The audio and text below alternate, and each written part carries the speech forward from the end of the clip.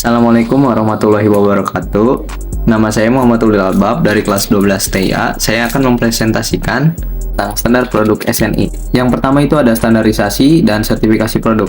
Standarisasi menurut ketentuan pasal 1 ayat 2 PP No. 102/2000 tentang standar nasional. Standarisasi adalah proses merumuskan, menetapkan, menerapkan, dan merevisi standar yang dilakukan secara tertib dan bekerja sama dengan semua pihak.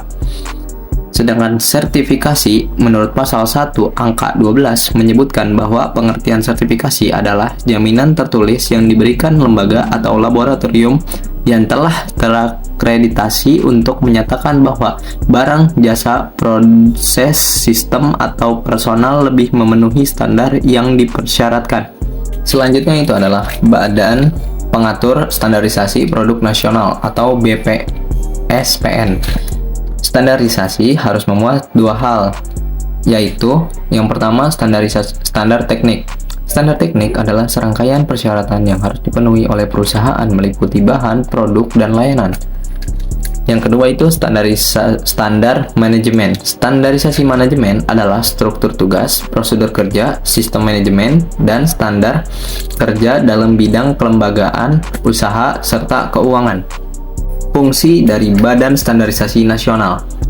Yang pertama, pengkajian dan penyusunan kebijakan nasional di bidang standarisasi nasional. Yang kedua, koordinasi kegiatan fungsional dalam pelaksanaan tugas BSN.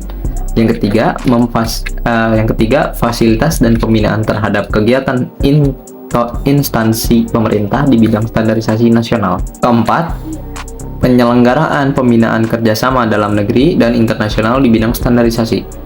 Yang kelima, penyelenggaraan pembinaan dan pelayanan administrasi umum di bidang perencanaan umum, ketatausahaan, organisasi dan tata laksana, kepegawaian, keuangan, kearsipan, hukum, persandian, perlengkapan, dan rumah tangga. Kewenangan Badan Standarisasi Nasional.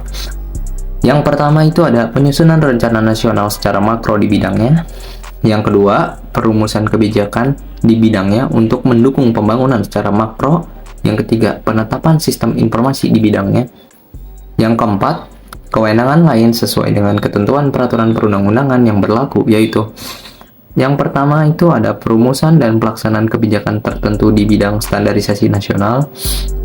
Yang kedua, perumusan dan penetapan kebijakan sistem akreditasi lembaga sertifikasi, lembaga inspeksi, dan laboratorium. Yang ketiga, penetapan SNI. Yang keempat, pelaksanaan penelitian dan pengembangan di bidangnya. Yang kelima, penyelenggaraan pendidikan dan pelatihan di bidangnya. Metode perumusan standar SNI.